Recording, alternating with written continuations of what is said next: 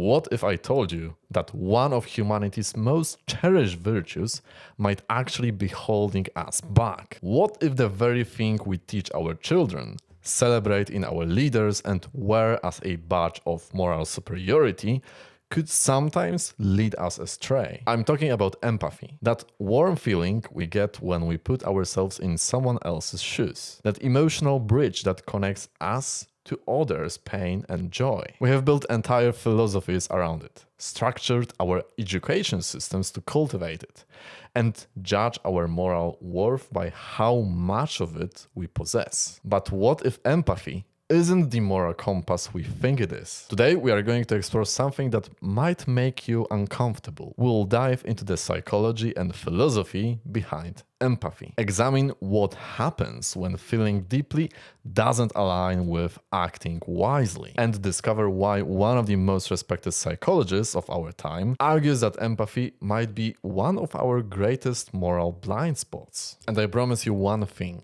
the question we'll end with will stay with you long after you close this video. Let's start where most of us do when we think about empathy, with the beautiful story we tell ourselves about what it means to be human. From the moment we are young, we are taught that empathy is the foundation of goodness. Teachers encourage us to imagine how our classmates feel when we are unkind. Parents ask us to consider others' perspectives when we are being stubborn. We celebrate leaders who seem to truly feel our struggles, who tear up when they speak about suffering, who appear to carry the weight of others' pain in their hearts. And this surely isn't just modern sentimentality.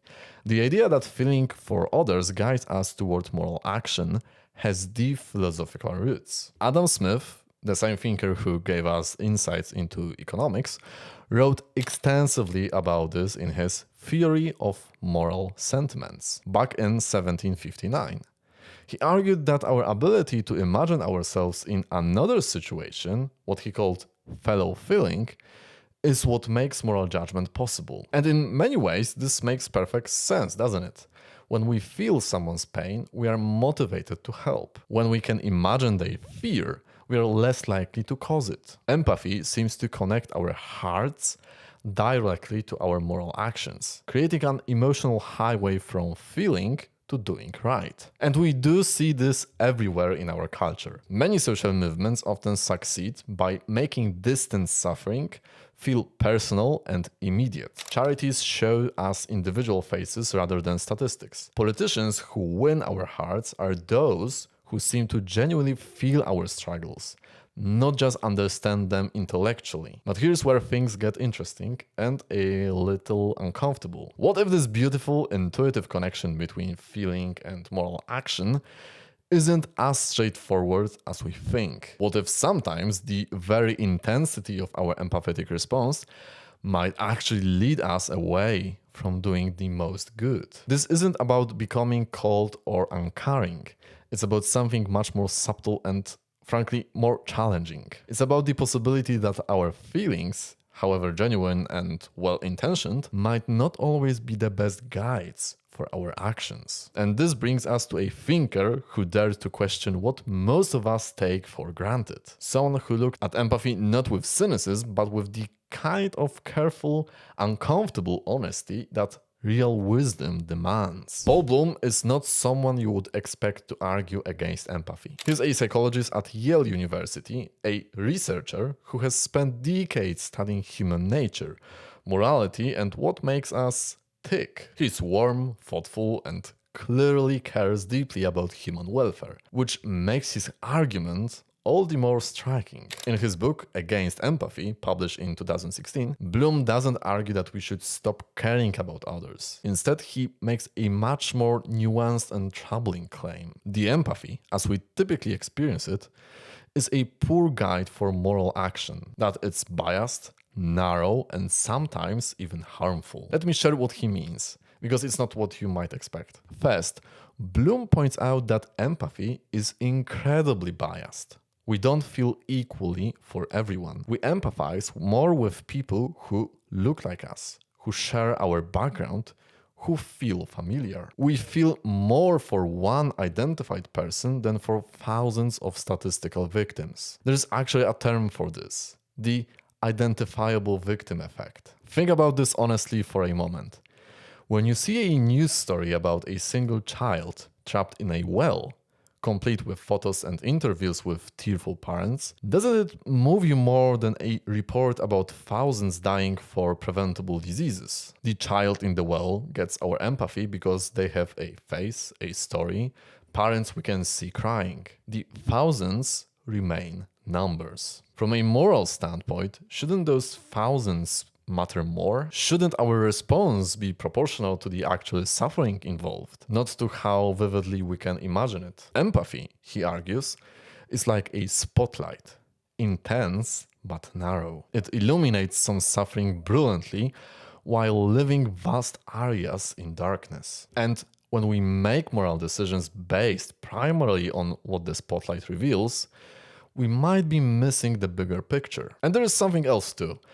Empathy doesn't just bias us towards certain victims, it can bias us against certain groups as well. When we feel deeply for one side in a conflict, that emotional identification can make us less able to see the humanity of the other side. Our empathy for our group can fuel our disregard for theirs. Bloom points to research showing that people who score high on empathy are not necessarily more moral in their actions. And in fact, they're sometimes more likely to engage in aggressive behavior when they perceive that someone they identify with has been wronged. Empathy can feel revenge as easily as it can feel compassion. And there's something even more unsettling. Empathy responds to emotional cues, not to rational analysis of need or consequence. It's drawn to the immediate, the vivid, the emotionally salient. But the most important moral challenges of our time, like climate change, global poverty, or future pandemics, these often require us to act on behalf of people we will never meet, in response to harms we can't vividly imagine. Thus, our empathy might move us to help the homeless person we see on our street corner, which is beautiful and important. But it might not move us to support more effective but less emotionally satisfying interventions that could help many more people we'll never see. This isn't about judging anyone's compassionate actions. It's about recognizing that if we want to do the most good possible, we might need something more than, or different from, empathy to guide us.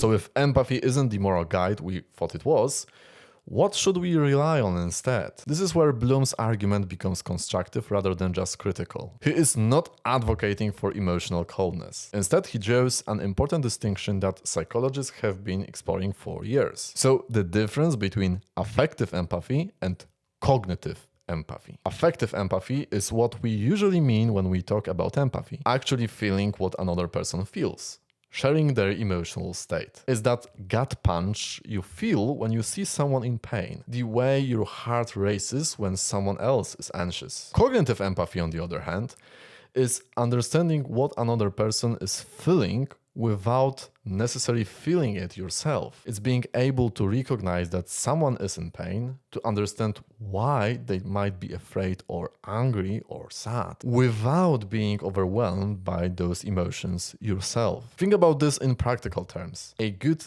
therapist needs cognitive empathy to understand their client's emotional state. But if they experience too much affective empathy, if they felt every client's depression, anxiety, and trauma as their own, they wouldn't be able to help anyone for a very long time. Bloom suggests that cognitive empathy combined with what he calls rational compassion might be a better guide for moral action. Rational compassion involves caring about others' welfare, but making decisions about how to help based on evidence and reason rather than emotional intensity. And this again might sound cold, but think about it differently. Imagine you want to help people living in extreme poverty. Affective empathy might lead you to give money to the first person you see asking for help, which feels good and is certainly kind. But rational compassion might lead you to research which interventions actually help the most people, escape poverty in the long term, even if those interventions feel less emotionally satisfying. The philosopher Peter Singer, who has written extensively about effective altruism,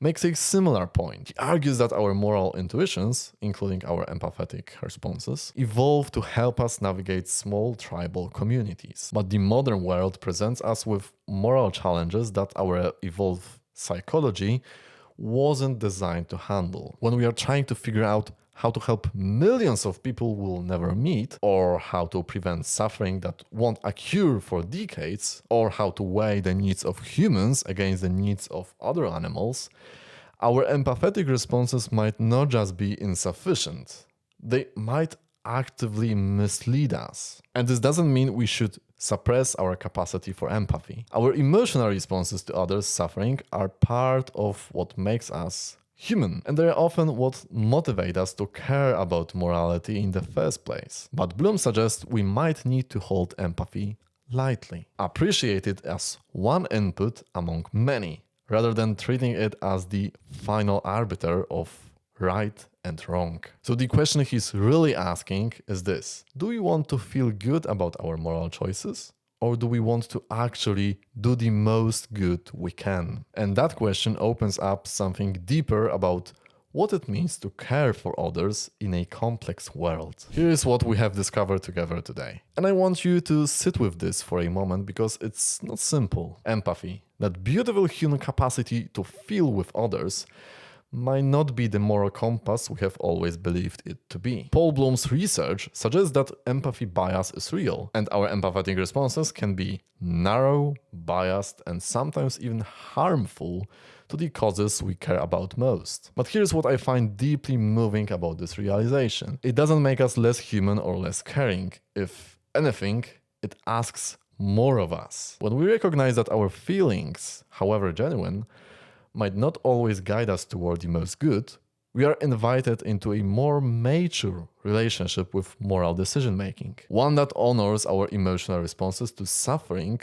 while also engaging our capacity for reason, evidence, and careful thought about cognitive empathy and rational compassion. This isn't about becoming calculating or cold. It's about expanding our definition of what it means to truly care for others. Sometimes caring might mean feeling deeply and acting on that feeling. Other times, it might mean setting aside our immediate emotional response to pursue what will actually help the most people in the long run. Maybe the deepest form of compassion isn't about feeling what others feel, but about committing ourselves to their well-being, even when, especially when, that commitment requires us to think as carefully as we feel. I don't have easy answers for how to balance emotional responsiveness with rational analysis in our moral decision-making. And I don't think any of us do. But I find something beautiful in this struggle itself. In the recognition that if we truly want to help others, we need to be willing to question even our most cherished assumptions about goodness. The next time you feel that familiar tug of empathy, maybe pause for just a moment. Honor that feeling. It's part of what makes you human. But then ask yourself, what would it look like to pair this feeling with careful thought? What would it look like to love others not just with your heart, but with your mind as well? Because maybe, just maybe, that's where wisdom lives. Not in feeling alone or thinking alone, but in the delicate dance between the two. And what do you think? Have you ever noticed empathy bias in your own moral decisions? Let me know in the comments. And if this exploration of empathy's complexities intrigued you, you might be interested in my last video where I explored the yearning for transformative experiences. The feeling that for many of us is familiar, waiting for something big to happen in our lives. And for now, thank you for watching this video. If you have enjoyed it, don't forget to give me a like and a subscription if you would like to see more videos like this somewhere in the future. Thank you once again. Goodbye.